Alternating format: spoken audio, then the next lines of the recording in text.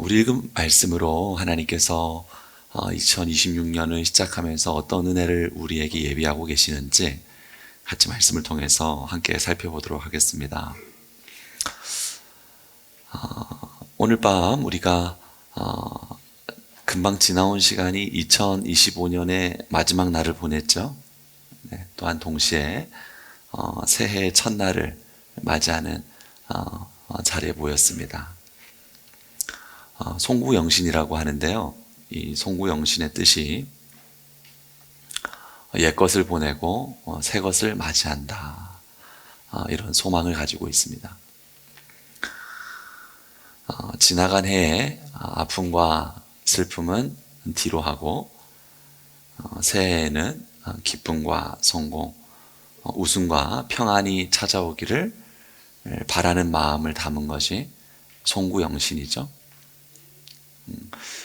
하나님께서 이런 은혜를 주실 줄로 믿습니다.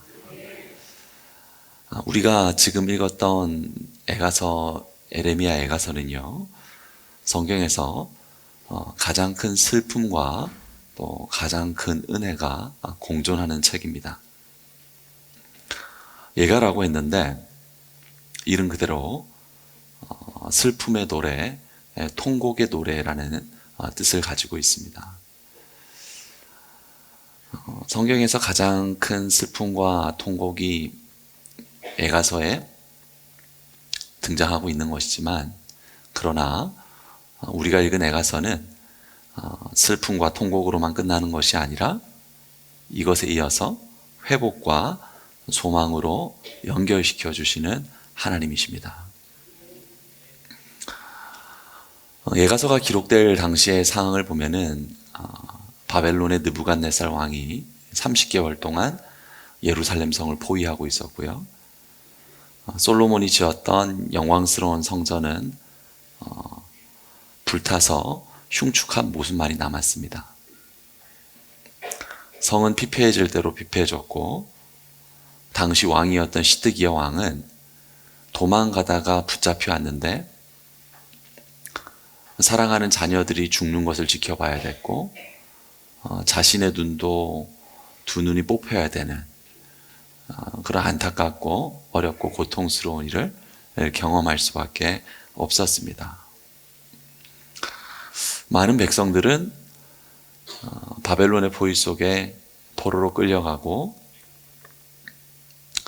배고픔이 너무나도 극심해서 부모가 자녀를 잡아먹어야 되는 극심한 환난과 고통 가운데 있었습니다.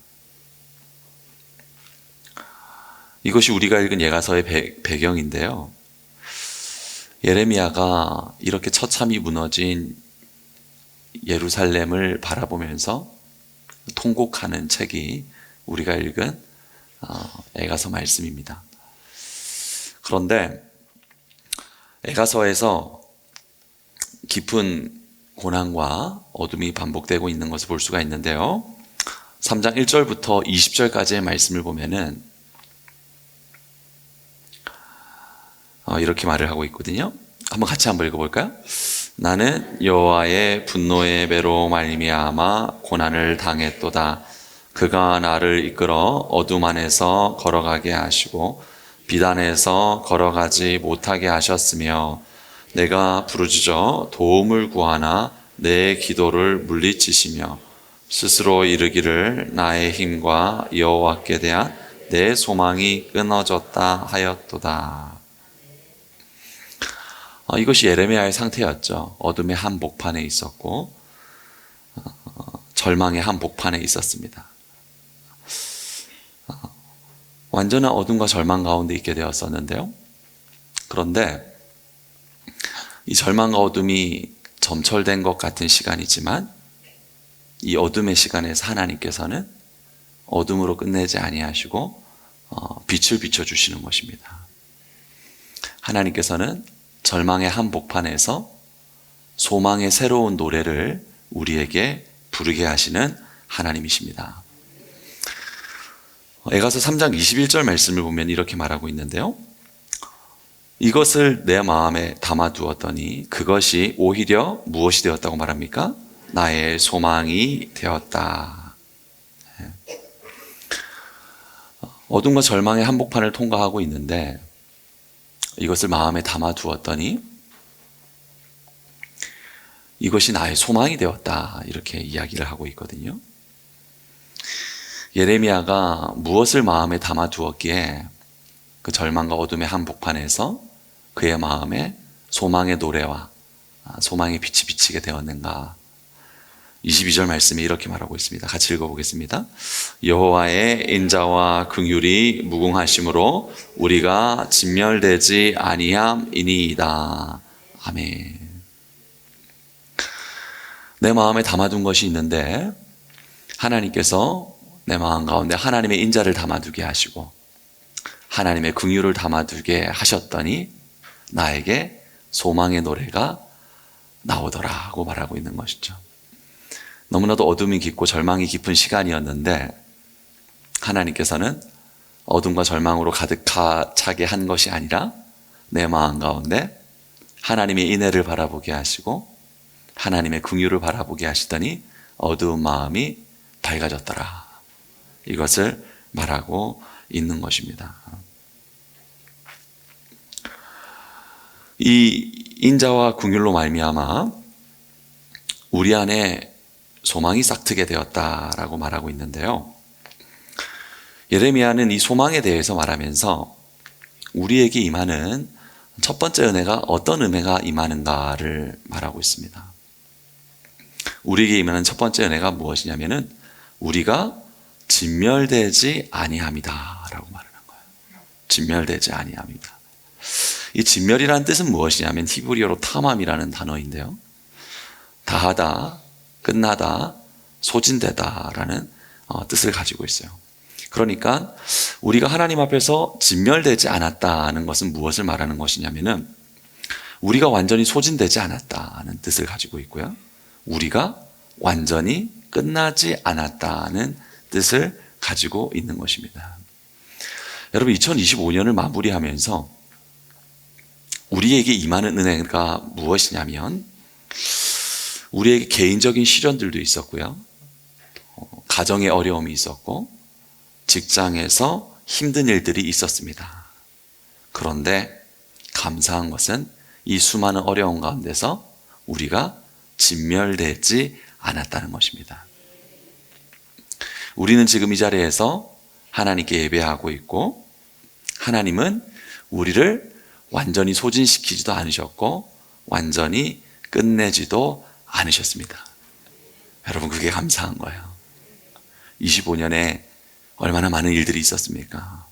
얼마나 많은 어려움이 있었습니까? 그러나 하나님께서는 우리를 사랑하셔서 우리를 완전히 소진시키지 않으셨어요. 그리고 우리를 완전히 끝내지도 않으셨습니다. 그곳 가운데 하나님이 행하신 일은 우리를 완전히 끝내지 아니하시사 우리에게 하나님의 인자와 긍휼을 베풀어 주시는 하나님이시다. 사랑하는 성도 여러분, 25년의 삶 가운데 우리를 끝내지 아니하신 하나님께서 26년을 시작하면서 우리에게 무엇을 말씀하시냐? 사랑하는 나의 자녀들아, 너희를 향한 나의 인자와 나의 긍휼이 풍성하도다. 여러분 이 은혜가 우리에게 예비되어 있습니다. 하나님께서 26년을 시작하면서 우리에게 인자를 베풀어 주신다라고 말씀하셨는데요. 이 인자라는 단어가 무엇이냐면은 히브리어로 헤세드예요. 헤세드. 이 헤세드라는 단어는 성경에서 가장 풍성하고 가장 아름다운 단어 중 하나예요. 여러분 아름다운 게 있죠? 그죠? 무엇이 아름다울까요? 여기 보니까 아름다운 얼굴들이 몇몇 보이시네요. 나를 말하는 거 아닐까요? 맞습니다. 여러분을 말하는 거예요. 네, 시니어 찬양대 아름다우십니다. 성경에서 가장 아름다운 단어를 말한다면 헤세드를 말할 수가 있어요. 근데 이 헤세드는 한 가지 어떤 번역으로 다 담아낼 수가 없습니다. 그 뜻과 의미가 너무나도 풍성하기 때문에. 그래서 여러 가지 역본을 통해서 헤세드의 의미를 살펴볼 수가 있는데요. ESV 성경에서는 이 헤세드를 뭐라고 번역을 했냐면은 한결같은 사랑이라고 번역을 했습니다. 한 가지 의미로 대치시킬 수가 없어요. 너무나도 의미가 풍성하기 때문에. 근데 ESV 성경에서는 이 헤세드를 한결같은 사랑이라고 번역을 했어요.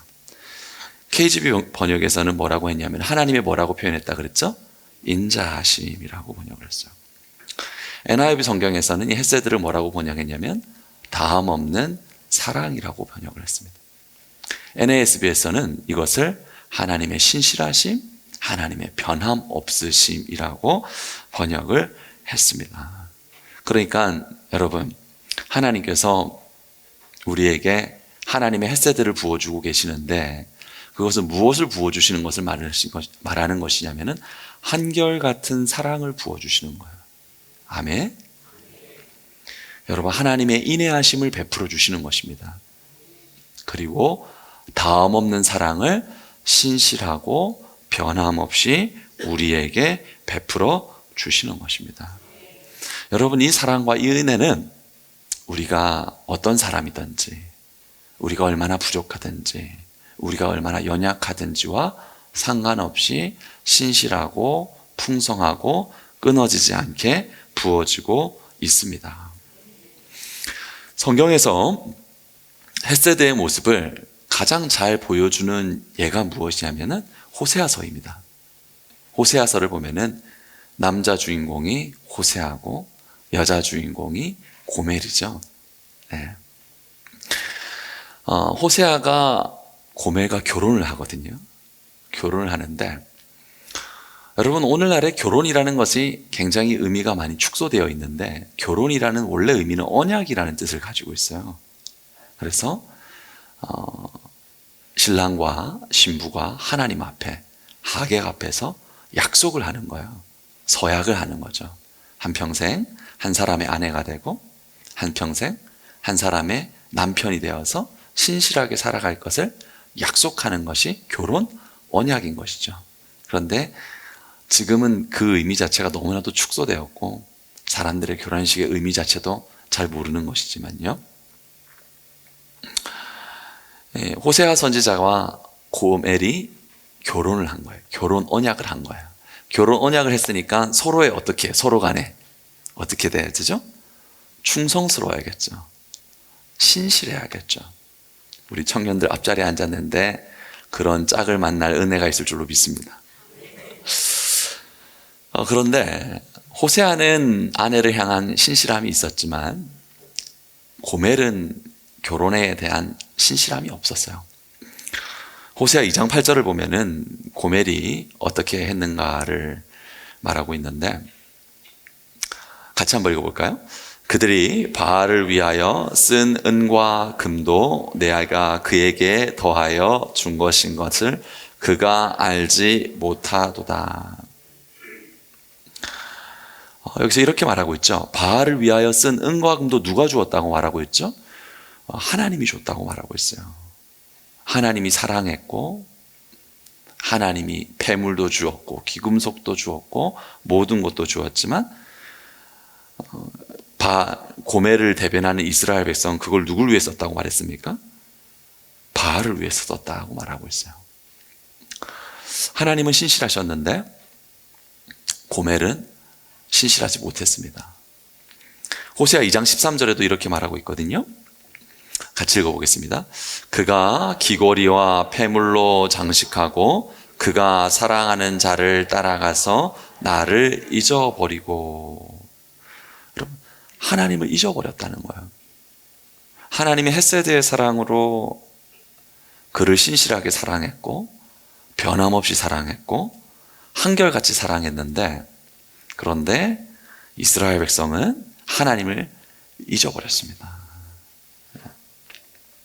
아주 하나님 앞에서 신실하지 못한 여인으로 아주 음탕한 여인으로 나오게 되는 것이죠.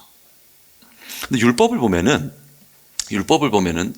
혼인의 제도를 깨뜨리는 것 그리고 서로 간에 신실하지 못하는 것에 대해서 무슨 말씀을 주시냐면은 율법에서는 가늠한 자에 대해서 이렇게 말을 하거든요. 레위기 10장 20절을 보면 이렇게 말하죠.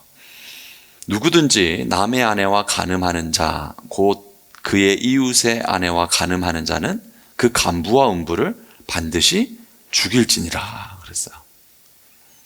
그러니까 율법에서는 결혼이라는 제도를 넘어서서 간음하는 남자와 여자를 보게 되거든 반드시 죽이라고 말을 하는 것이죠. 그러니까 여러분 고멜은 죽음 당해야지 마땅한 여인이었습니다.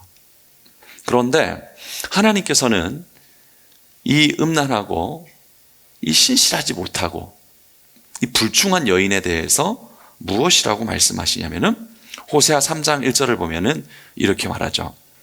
여호와께서 내게 이르시되 이스라엘 자손이 다른 신을 섬기고 건포도 과자를 즐길지라도 뭐라고 말씀하시죠?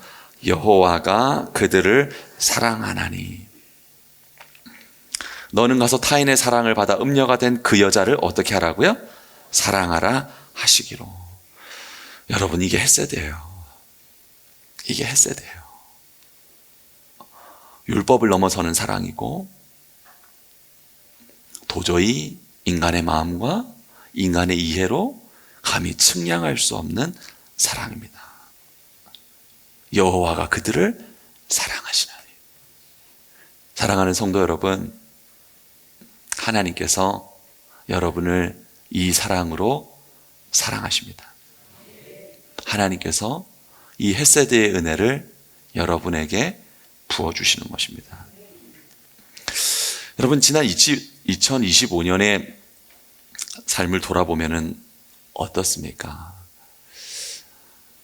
지난 한 해 우리는 너무나도 부족한 모습이 많았습니다. 우리는 지극히 너무나도 인간적이었습니다. 우리의 생각은 참으로 부족했고요.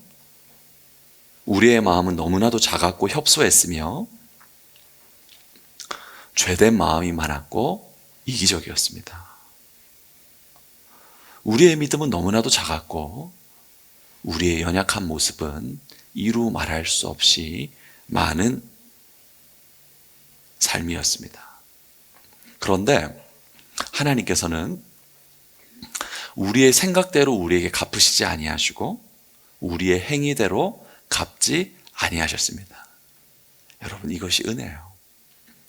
갈라디아서 6장 7절과 8절은 이렇게 말하거든요. 함께 읽어보겠습니다. 하나님은 업신여김을 받지 아니하시나니 사람이 무엇으로 심든지 그대로 거두리라. 자기의 육체를 위하여 심는 자는 육체로부터 썩어질 것을 거두고. 하나님은 어떤 하나님이라고 말씀하고 있냐면 업신여김을 받지 아니하신대요. 그러니까 여러분 업신여김을 받지 아니시기 때문에 우리가 무엇을 심든지 여러분 그대로 거둔다고 말하는 거예요. 우리의 부정함대로 심었으면은 부정함대로 거두게 되는 것이고 우리의 자금으로 심었으면은 여러분 우리 자금으로 거두게 되는 거예요. 우리의 약함으로 심었으면은 우리는 약함으로 거둘 수밖에 없어요.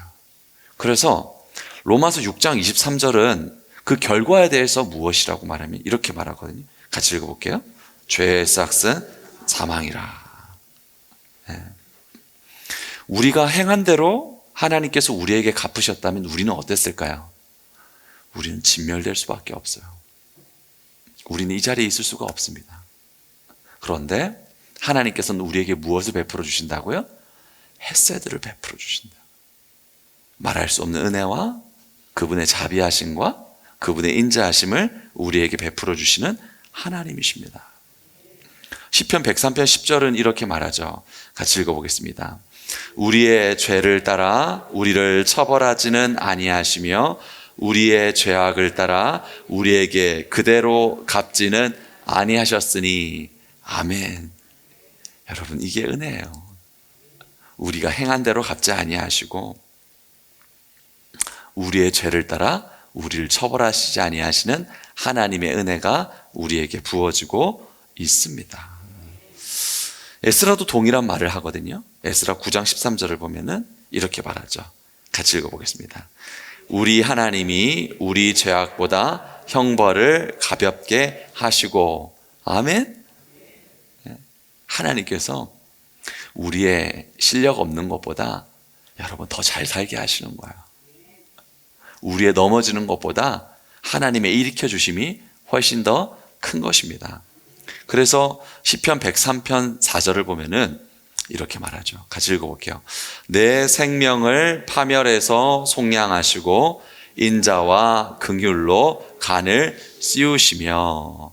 아멘. 하나님께서 우리 생명을 어떻게 한다고요? 파멸해서 속량하신다. 그리고 우리에게 무엇으로 간을 씌우신다고요? 인자와 긍휼로 간을 씌우시는 하나님이십니다. 사랑하는 성도 여러분, 이 헷세드의 은혜가 26년에 여러분에게 풍성하게 부어질 줄로 믿습니다. 이 헷세드의 은혜가 있었기 때문에 25년을 지나올 때 우리는 여전히 부족했고, 우리는 덜 변화되었으며, 우리는 모자란 것이 많았지만 하나님께서는 진멸시키지 아니하시고 우리를 이 자리에 세워주셨죠? 아멘. 그리고 여러분 26년에 이 헷세드의 은혜를 부어주시사 우리 삶을 더 풍성하게 하실 것이고, 우리 삶을 더 은혜롭게 하실 것이고, 우리의 삶을 더 일으켜 주실 줄로 믿습니다. 하나님의 헷세드가 부어지니까, 하나님의 인자가 우리 삶 가운데 부어지니까 어떻게 된다라고 말하고 있냐면 23절을 보면은 이렇게 말해요. 23절 같이 읽어볼게요. 이것들이 아침마다 새로우니 주의 성실하심이 크시도소이다. 아멘. 여러분, 하나님의 헷세드가 언제마다 새롭다고요? 아침마다 새로운 거야. 할렐루야. 사랑하는 성도 여러분, 이 하나님의 말할 수 없는 신실하심, 감히 측량할 수 없는 사랑이 아침마다 새롭다. 아침마다 부어진다. 여러분 감사하시죠? 여러분 이 은혜가 우리에게 있는 거예요. 여기서 새롭다 그랬거든요. 새롭다 그랬는데, 이 새롭다는 말이 원어를 보면 하다시라는 단어인데, 새롭다는 의미를 가지고도 있고요, 어떤 의미를 가지고 있냐면은 갱신되다는 의미를 가지고 있어요. 갱신되다. 그러니까 무엇을 말하면 아침마다 새로운 하나님의 은혜가 우리에게 부어지잖아요. 그죠? 아침마다 하나님의 은혜가 부어지는데 이것이 우리를 어떻게 되냐면은 여러분 갱신시켜 주는 거예요. 하나님이 아침마다 우리에게 은혜를 부어주는데 이 은혜가 어떻게 되냐면 우리가 깊어지게 하는 것입니다. 은혜의 원리는 무엇일까요? 은혜의 원리는 받고 끝나는 게 아니에요. 은혜의 원리는 무엇이냐면 쌓이고 축적되는 것이 은혜의 원리입니다. 어제의 은혜 위에 오늘의 은혜가 쌓이고, 어제의 긍휼 위에 오늘의 긍휼이 쌓이는 것입니다. 하나님의 은혜는 절대로 잊혀지는 게 아니에요. 하나님의 은혜는 축적되는 것입니다. 광야 이스라엘 백성에게 하나님께서 매일 아침 만나를 주셨습니다. 이 만나가 매일 아침 새롭게 공급되는 것이죠. 그런데 이 광야 이스라엘 백성이 매일의 만나를 경험하게 될 때 그들은 하나님의 신실하심을 향한 그들의 믿음의 고백은 어떻게 되는 걸까요? 더 깊어지는 거예요. 오늘 아침 만나를 먹여주시는데 하나님이 만나를 먹여주셨구나. 그런데 그 다음날 하나님이 또 만나를 내려주시면은 어제도 내려주셨는데 오늘도 내려주시구나. 여러분 한 달이 지났는데 1년이 지나고 10년이 지나면 어떻게 되는 거예요? 하나님 향한 신뢰와 믿음이 어떻게 되는 것이죠? 더욱 깊어지는 거예요. 여러분 그게 은혜의 원리예요. 하나님의 은혜는 받으면 받을수록 은혜는 깊어지는 것입니다. 이것을 성경은 이렇게 말하고죠. 시편 87편 7절 말씀에 이렇게 말합니다. 함께 읽어보겠습니다. 그들은 힘을 얻고 더 나아가 시온에서 하나님 앞에 각기 나타나리이다. 아멘. 여러분 은혜의 특징이 무엇이냐면 은혜의 특징은 힘을 어떻게 한다고요? 더 얻게 하는 거예요. 은혜를 받되 어떻게 되는 것이죠? 더 받는 것입니다. 하나님을 신뢰하되 여러분 은혜를 더 받으니까 하나님 향한 신뢰가 더 깊어지는 거예요. 이게 은혜의 원리예요. 요한복음 1장 16절에도 동일한 말씀을 하고 있죠. 우리가 다 그의 충만한 데서 받으니 어떻게 된다고 말하죠? 은혜 위에 은혜로라. 사랑하는 성도 여러분, 26년을 살아갈 때 매일매일 여러분에게 하나님의 은혜가 부어지는데 그 은혜가 여러분에게 쌓이고 축적되는 은혜가 있는 줄로 믿습니다. 하나님을 경험하는 은혜의 깊이가 깊어지는 거예요. 하나님 향한 신뢰가 더욱 깊어지는 거예요. 하나님 향한 믿음이 더욱 커지는 것입니다. 광야 40년을 믿음의 사람들은 어떻게 지났습니까? 여러분, 홍해가 갈라지는 걸 봤잖아요. 홍해를 갈라지는 것을 봤을 때 그들의 믿음이 어떻겠을까요? 그들의 믿음이 더욱 커졌겠죠. 그죠? 홍해가 갈라지는 기적을 경험했으니까 힘을 얻었을까요? 안 얻었을까요? 얻었을 거예요. 여러분, 큰 영적인 힘을 얻었을 거예요.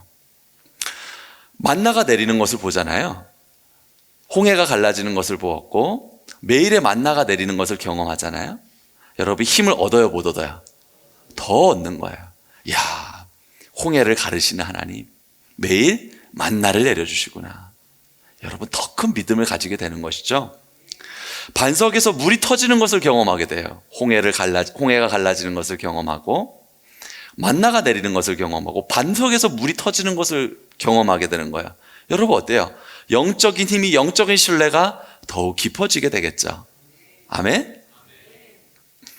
여러분, 마지막으로 아멜렉과의 전쟁에서 승리하는 것을 경험하게 돼요. 큰 승리를 거두게 돼요. 은혜가 쌓이니까 은혜가 더욱 축적되겠죠. 은혜가 더욱더 깊어지겠죠. 이 모든 은혜를 경험하고 난 이후에 마침내 요단강 앞에 서게 되었습니다. 앞에는 범람하는 강이 있고요, 건너편에는 난공불락의 여리고성이 있어요. 여러분, 은혜의 축적이 있잖아요. 은혜가 쌓여져 왔잖아요. 그 상황에서 어떻게 고백할 수 있을까요? 여호수아 3장 10절을 보면 이렇게 고백합니다. 함께 읽어보겠습니다. 살아계신 하나님이 너희 가운데 계신다. 여러분, 이게 바로 은혜의 축적이에요. 매일의 은혜를 경험하는 사람은 2026년 무슨 일을 만나든지 어떤 일을 만나든지 우리가 고백할 수 있는 것은 살아계신 하나님께서 우리와 함께 하십니다. 살아계신 하나님께서 이전에 베풀어 주신 은혜와 동일하고 큰 은혜를 우리에게 베풀어 주실 것입니다. 여러분, 이 고백을 우리가 하게 되는 줄로 믿습니다.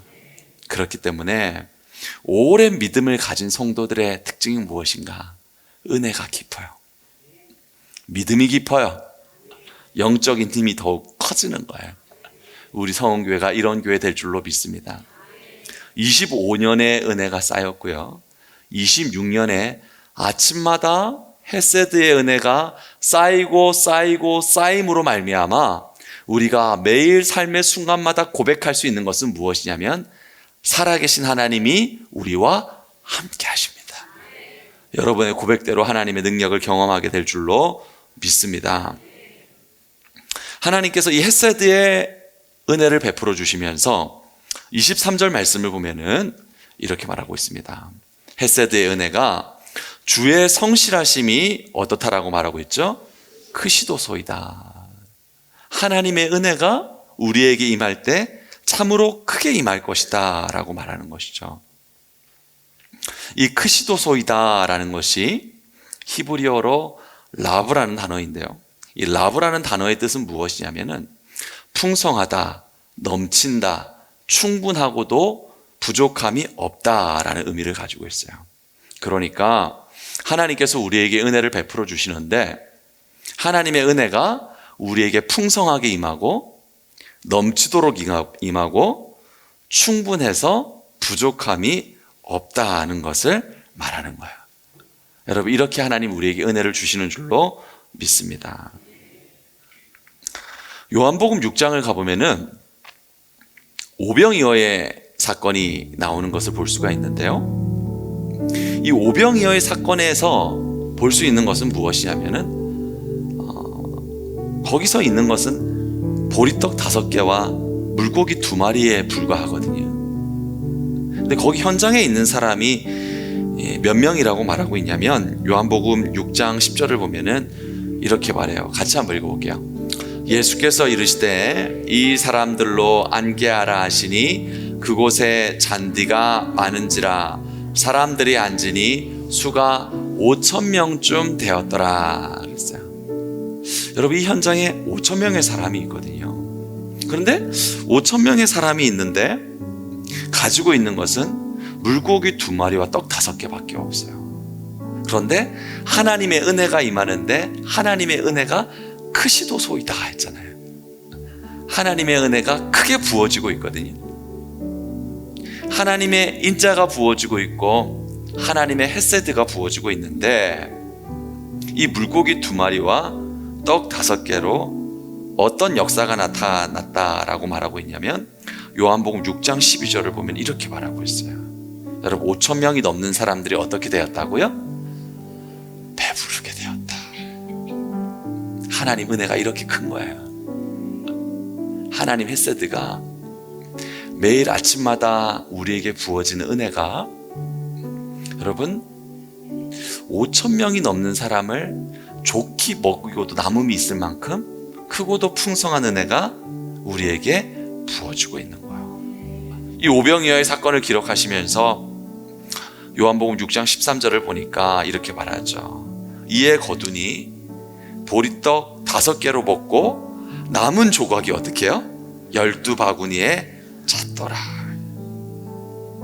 여러분, 5개로 시작했어요. 5개로 시작했는데 12바구니가 가득 찼습니다. 시작할 때보다 남은 것이 훨씬 더 많은 거예요. 하나님의 은혜는 어떠냐면은 우리에게 부어지는 하나님의 은혜는 여러분 충분합니다. 우리에게 부어지는 하나님의 은혜는 넘치도록 풍성합니다. 여러분, 한번 자막을 한번 읽어보실게요.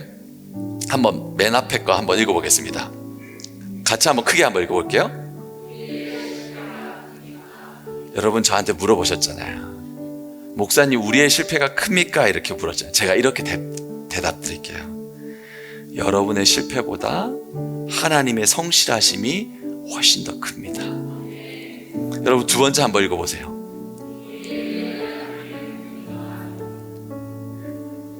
하나님은 무엇이라고 말하냐면은 여러분의 연약함보다 하나님의 성실하심이 더 크다고 말씀하세요.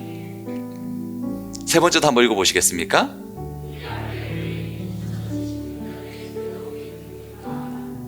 하나님께서는 무엇이라고 말씀하시냐면은 하나님의 성실하심이 훨씬 더 크다고 말하는 것입니다. 여러분, 26년을 살아가실 때 우리가 무슨 일을 만난다고 할지라도 하나님의 성실하심이 크시도소이다. 5,000명이 넘는 사람을 먹이고도 남음이 있는 크신 하나님의 은혜 여러분에게 부어지고 있는 줄로 믿습니다. 지난 한 해를 돌아볼 때 우리는 부족하고 우리는 연약했지만 하나님께서 우리가 행한 대로 갚지 않으셨어요. 헤세드의 은혜를 부어주셔서 우리를 깨끗하게 하셨고 우리를 진멸시키지 않으셨습니다. 그리고 2026년을 시작하면서 하나님께서는 아침마다 새로운 하나님의 은혜가 너에게 부어질 것이다. 그 은혜는 축적될 것이다 라고 말하고 있고요. 그리고 그 은혜는 참으로 크고도 놀라운 것을 우리에게 말해주고 있습니다. 여러분, 2026년 첫 예배를 드리는데 이 은혜를 붙잡고 이 은혜를 생각하고 여러분의 삶 가운데 승리하는 한 해가 될 줄로 믿습니다. 말씀을 생각하시면서 우리 같이 찬양하겠습니다.